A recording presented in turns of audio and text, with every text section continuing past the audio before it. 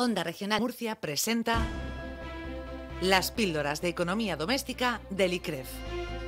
Un espacio para la divulgación de los conocimientos básicos sobre finanzas y autoadministración económica del Instituto de Crédito y Finanzas de la región de Murcia. Los viernes en Plaza Pública a las 10 menos cuarto de la mañana, con el patrocinio de CaixaBank. Precisamente en este espacio de las píldoras de economía doméstica del ICREF, pues tenemos ese privilegio de contar con un asesor personal que nos va guiando en esta materia, en este confuso asunto de la economía doméstica, que también entiende de rentabilidad, no solo de pagar impuestos. Nicolás González es el director del ICREF. Nicolás, un saludo. Muy buenos días, don Adolfo. Gran gusto, por fin hablar de cosas productivas que no salen del bolsillo, sino que entran. Bueno, que esperamos que entren. Sí. Es que puede ser con barba o sin barba, San José o la Purísima, ¿no? ¿Cómo es esto? Claro. Eso es una de las cosas que trataremos hoy, precisamente. Que no es lo mismo la rentabilidad que la esperanza de la rentabilidad. Que es una cosa teológica. Bueno. Prácticamente. No de fe, pero sí de confianza.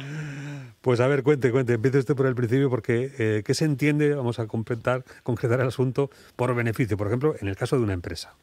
Bueno, vamos a ver, el beneficio es algo que estamos muy acostumbrados a escuchar, hablamos de qué tal empresa da beneficio o de que contrata un producto con el banco que me va a dar o no beneficio, pero ¿qué es en realidad el beneficio?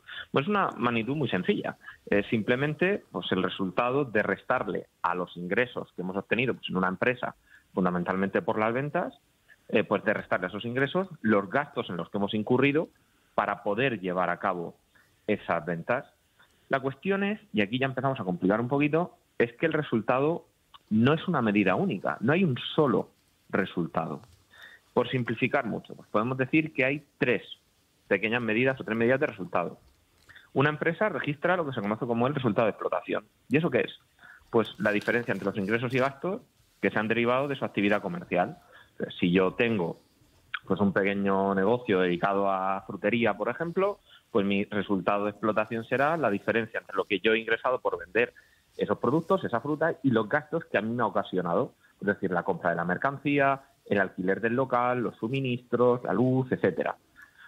¿Es el único resultado? Pues no, porque yo probablemente para poner en marcha esa tienda, pues he hecho una inversión personal, o tengo también algún préstamo que pagar, o es posible que una parte de los beneficios de otros años yo los haya invertido en comprar acciones en bolsa o cualquier otra cuestión esperando una cierta rentabilidad también. Bueno, pues a la diferencia entre esos ingresos que hemos obtenido por nuestras pequeñas inversiones y los gastos derivados de pagar préstamos, por ejemplo, pues lo llamamos resultado financiero. Y una vez que integro los dos, pues tengo lo que se conoce como el resultado antes de impuestos. Ahí viene, como usted decía bien al principio, la parte de los impuestos. No hay rentabilidad sin impuestos. No hay beneficios si no pasamos antes también por el erario público. O sea que a la suma de esos dos le tenemos que restar el impuesto de sociedades y así tendremos el resultado de la empresa o el resultado del ejercicio. Claro, lo que pasa es que quizá cuando llegamos a este aspecto de los tributos, los autónomos lo saben bien, quizá Hacienda no sepa si todo lo que se ingresa, ese porcentaje corresponde a beneficios, ¿no? Porque no tiene en cuenta estos datos de explotación y de finanzas, ¿no? Claro, en muchas ocasiones, y es frecuente que lo veamos en prensa, decimos, tal empresa tiene un volumen de facturación. Y entonces mucha gente dice, eso es increíble, esta empresa gana muchísimo. No, una cosa es la cifra de explotación, los ingresos de explotación, que es lo que ingresa por las ventas, y otra cuestión distinta es verdaderamente lo que obtiene. Y en ese proceso están los impuestos, está el pago de intereses, están los gastos de la empresa. Mire, hay una cuestión bastante curiosa. Si vemos, por ejemplo, las cifras de una gran empresa de la distribución, o pueda ser, pues no sé, Mercadona, por ejemplo, o Carrefour, y estas grandes distribuidoras, ¿no? Tienen unos ingresos altísimos. Pero en cambio, si luego nos vamos a la rentabilidad de la empresa o al margen, hay una medida que nos sirve mucho, que es el margen por unidad vendida. Pues podemos ver, las cuentas son públicas, lo puede consultar cualquier ciudadano, que estas empresas ganan por cada euro que venden, pues a lo mejor tienen un beneficio neto al final de 2 o 3 céntimos por cada euro vendido. Por eso hay que rotar mucho. Hay negocios que requieren una rotación muy alta, sobre todo estos de gran consumo, para luego poder obtener una rentabilidad decente. Sí. Bueno, algún mal pensado está ya pues aclarando para sí, para sus adentros, que porque se falsean las cuentas, ¿no? A veces estamos hablando de un gran volumen de explotación, pero luego unos resultados de beneficio a la hora de los repartos entre los accionistas, pues mínimo. Hombre, eso no es así. Ese falseamiento de resultados es complejo. Y además hay un montón de mecanismos para pararlo. La mayoría de estas empresas tienen que tener cuentas auditadas. Si es una empresa que cotiza en bolsa, pues está la CNMV detrás. Sí, no tanto hablo de problemas en la contabilidad, como que, en fin, arquitectura financiera, pues que sugiere muchos vericuetos, ¿no? Pues, en fin, sobre qué tipo de inversión se realiza, o qué tipo de contratación se puede realizar, o qué tipo de demora se puede, en algún caso, pues aplicar, ¿no? Bueno, ahí ya entramos en terrenos, como si fuese decir, todo lo que no es ilegal está permitido. Siempre que se haga dentro de los márgenes de la ley, pues la arquitectura financiera de una empresa admite mucha flexibilidad. Entramos también en otra cuestión, que es la ética empresarial.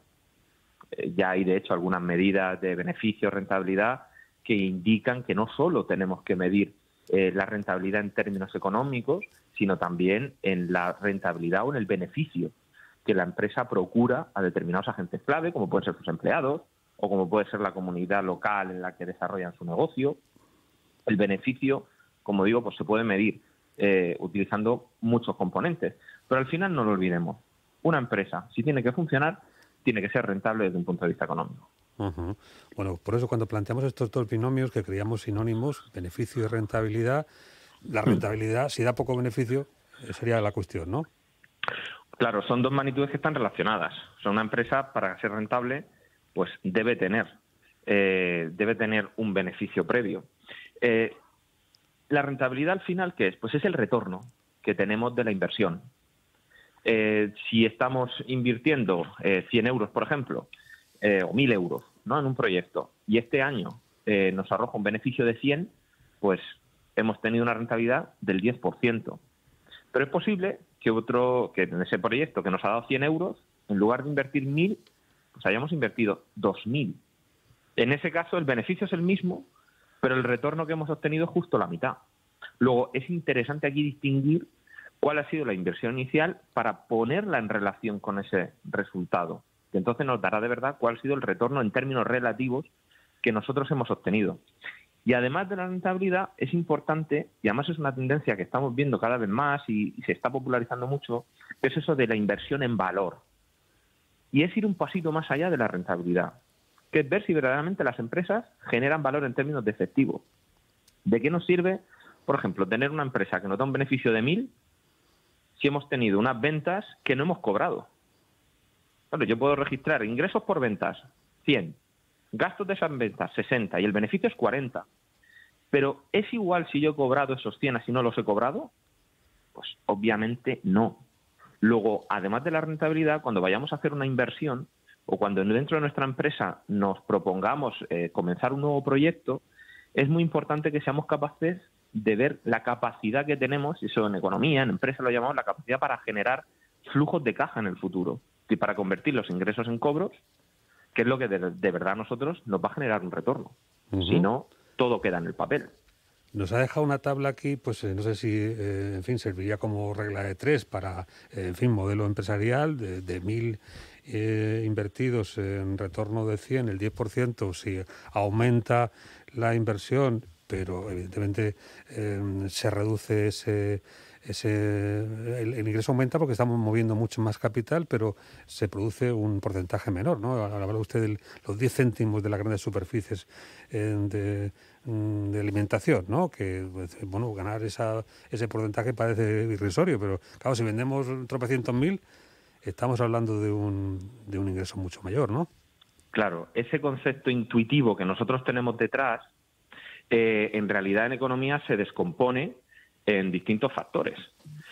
Cuando hablamos de rentabilidad, tenemos que tener en cuenta dos cuestiones diferenciadas: el margen y, por otro lado, la rotación. En una gran superficie de consumo, es cierto, los márgenes van a ser muy estrechos. A lo mejor si yo voy y compro una lata de tomate que cuesta 60 céntimos, el margen que queda para el supermercado es de 2 céntimos, 3 céntimos. Pero ¿cuántas vende al día? vende cientos. Por tanto, su rentabilidad va a estar basada en la rotación de sus productos. En cambio, otro tipo de negocio, pensemos en una joyería. ¿Cuántas ventas puede tener una joyería a lo largo del día? ¿5 ventas? ¿6? ¿Pero qué ocurre? Que el precio del producto es muy alto y, por tanto, el margen que le deja al propietario de esa empresa es mucho mayor. Por eso su rentabilidad va a estar basada no en la rotación de los productos, no en el número de operaciones, sino en el margen que a él le queda una vez que ha vendido el producto. Por eso es importante que entendamos siempre en qué industria estamos trabajando, si nuestra empresa está en un sector u otro. No podemos compararlas todas porque cada sector tiene su casuística particular y la forma de calcular la rentabilidad pues nos va a decir si nos estamos basando más en esa capacidad que tenemos para separarnos de lo que nos ha costado, es decir, poner precios más altos, o va a estar basado en vender mucho. Bueno, sería el caso, por ejemplo, de empresas que tienen el inmovilizado pues muy alto, ¿no? Que es decir, pues tengo un gran patrimonio, muchas casas, pero, amigo, las casas están ahí paradas, ¿no? Bueno, claro, eso nos recuerda a otras épocas. A otras épocas en las que teníamos un parque de vivienda, pues lo recordamos, por ejemplo, en los bancos, que tenían muchísimas viviendas que se quedaron de promociones y en las que no podían dar salida en el mercado. Entonces, bueno, ahí es cierto que había otros problemas. Yo creo que ahí no es tanto hablar de margen o de rotación, sino de unas condiciones de mercado que impedían dar salida a ese tipo de bienes. Sí, pero también vale para el joyero, porque estamos hablando de productos que tienen un alto coste, que hay que adquirir previamente, que se tienen en la vitrina y que no salen, ¿no? Y que se tarda mucho tiempo en vender. Claro, por eso el joyero no está tanto centrado en la rotación, sino en ese margen que le dejan los productos. ¿Qué ocurre? Que bueno, hay veces que no puedes reducir o aumentar esas variables y te tienes que centrar en otros. Hay una tendencia, por ejemplo, ahora en el gran consumo, ¿no? En las grandes superficies, ya ha llegado un punto en el que la rotación ya no es posible. Ya nosotros en alimentación compramos lo que compramos y no compramos más. Entonces, ¿hacia dónde están girando? Hacia la otra variable de rentabilidad. Lo vemos mucho en marcas blancas, por ejemplo, y en las marcas de distribuidor, que están empezando a ganar calidad.